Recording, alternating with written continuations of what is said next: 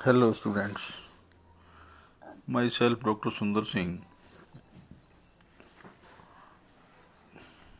BSc part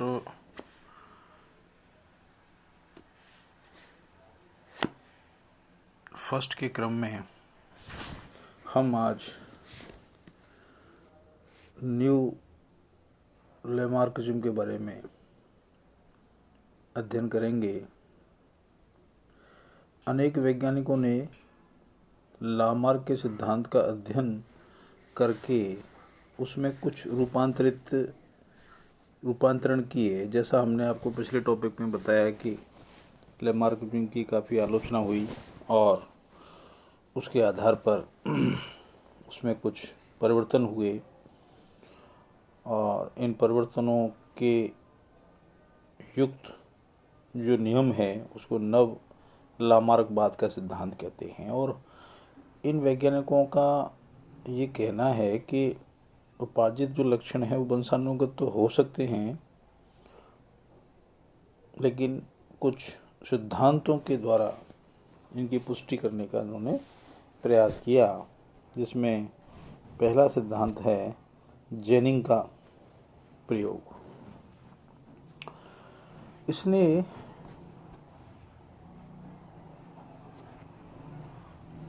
paramecium को भिन्न भिन्न वातावरण में रखा तो इनमें भिन्न भिन्न लक्षण दिखाई दिए।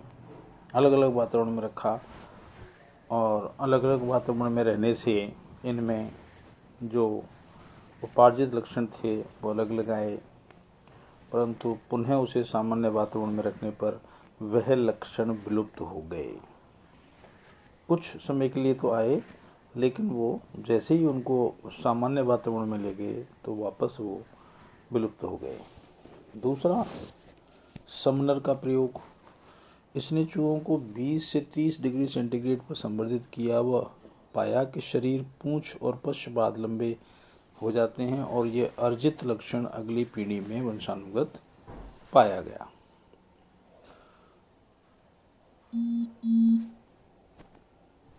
समनर का प्रयोग। नेक्स्ट जो प्रयोग है वो है कैमरन का प्रयोग। ऑस्ट्रेलियन वैज्ञानिक कैमरन ने जापानी कॉर्क पर प्रयोग किए और अपने प्रयोग में लंबे पिंजरे में रखा और पूंछ में वजन लटका दिया और पूंछ 6 से 9 फीट लंबी हो गई। अंततः इसकी पूंछ के लक्षणों को अनेक पीढ़ियों बाद वंशानुगत होता पाया गया। तो इसमें क्या है, वंशानुगत का लक्षण नजर आ गया। नेक्स्ट जो प्रयोग किया वो है मिड वाइफ टोड यानी एलाइटस, जो मेंढक की एक प्रजाति है जिसको मिड वाइफ टोड के नाम से जानते हैं। इनकी जाति में अग्रपाद पर मैथुन गतियाँ नहीं पाई जाती। मैथुन जो गद्दियाँ हैं वो संगम के दौरान वातावरण में परिवर्तन करके मैथुन गद्दी के निर्माण को प्रेरित किया। वातावरण में चेंज करके मैथुन गद्दी को प्रेरित किया। इसके बाद उसने दावा किया कि मैथुन गद्दियों का यह लक्षण पीढ़ी दर पीढ़ी वंशानुगत होता है, परंतु बाद में कैमरर इसे प्रमाणित नहीं कर सके। तो बाद में ये प्रमाणित नहीं हो सका। नेक्स्ट है गुफावासी प्रोटियस। गुफावासी प्रोटियस अंधेरे में निवास करने के कारण अवशेषी नेत्र एवं त्वचा रंगहीन होती है, परंतु यदि इसे प्रकाश में रखा जाए तो नेत्र क्रियाशील और वर्णक उत्पन्न होते हैं और इसकी वंशानुगति उत्पन्न होती गई। तो इसका मतलब ये हुआ कि वातावरण को चेंज किया जाए तो इसकी वंशानुगति हो सकती है। मैकडूगल का प्रयोग। इसने सफ़ेद चूहों को टैंक में रखा। इसने क्या किया, सफ़ेद चूहों को टेंट में रखा और बाहर निकलने के 2 मार्ग थे, एक प्रकाश युक्त और दूसरा अंधेरे वाला। तो प्रकाश युक्त मार्ग विद्युत करंट प्रवाहित किया, परंतु अंधेरे में कोई ऐसा कार्य नहीं किया। टैंक में चूहे छोड़ने के बाद निकलने के लिए चूहों में सीखने की प्रक्रिया विकसित हो गई। अतः चूहे अंधेरे मार्ग से निकलने के लिए प्रशिक्षित हो जाएं। साथ ही इन प्रशिक्षित चूहों के बीच अगर क्रॉस करा के हम अधिगम की वंशानुगति को लगभग 40 से 50 पीढ़ियों तक किया और पाया कि अधिगम वंशागत होता है एवं चूहों की संतानें टैंक से निकलने के लिए न्यूनतम गलती करती हैं।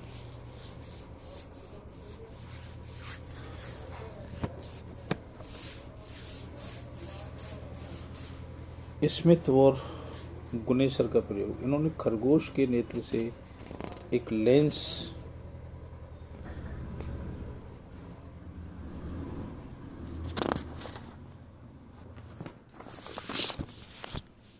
बिलियन प्राप्त किया और इस बिलियन को मुर्गे के ब्लड में इंजेक्ट किया। परिणाम स्वरूप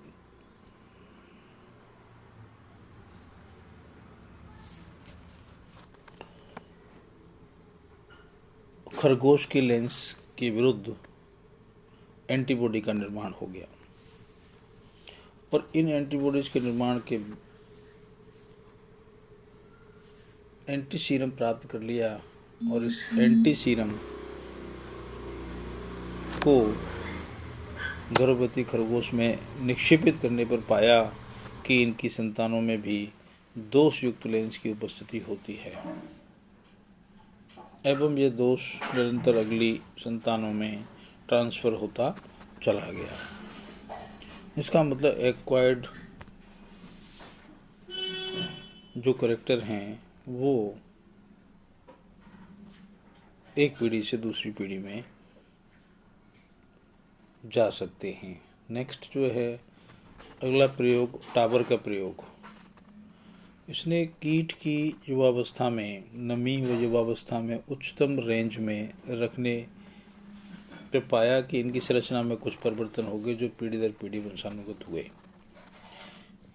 यानी कीट को युवावस्था में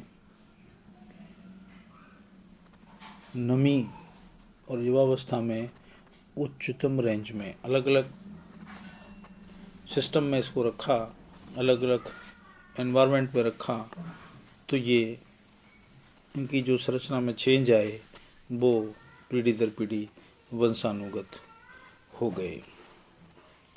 नेक्स्ट जो प्रयोग है वो बेडिंगटन का प्रयोग है। इसमें ड्रोसोफिला के प्यूपा पर हीट स्ट्रोक ताप आघात किया और पाया कि इन प्यूपा से ऐसी ड्रोसोफिला प्राप्त हुई जिनके पंखों में क्रॉस सिराओं का भाव था। इसके बाद क्रॉस सिरा विहीन नर और मादा विहीन उनके भी प्यूपा को ताप आघात किया और यह क्रिया निरंतर जारी रखने पर क्रॉस विहीन फल मक्खियाँ विकसित हो गई। फ्रूट जो फ्लाई है वो विकसित हो गई। यानी कहने का ये मतलब है कि इसके प्यूपा को हीट स्ट्रोक किया हमने और हीट स्ट्रोक करने के बाद हमें क्रॉस सिरा विहीन जो पंख हैं उसके समेत वाला ड्रोसोफिला मिला। बाद में हमने क्रॉस विहीन और मादा क्रॉस विहीन उनके प्यूपा का तापाघात किया तो ये क्रिया निरंतर जारी रखी और क्रॉस विहीन फल मक्खियाँ धीरे धीरे विकसित हो गई। तो इससे अपन अंदाज लगा सकते हैं, इससे अपन निष्कर्ष निकाल सकते हैं कि ये जो तीनों नियम बताए गए हैं वो नियो लैमार्किज्म वाले नियम हैं और इसमें 7 प्रकार के जो प्रयोग हैं तो अलग अलग जंतुओं में करके देखे तो ये पाया गया कि उपार्जित लक्षणों की वंशागति भी पॉसिबल है, और इसके आधार पर इसको नव लैमार्किज्म का नाम दिया गया। Thank you.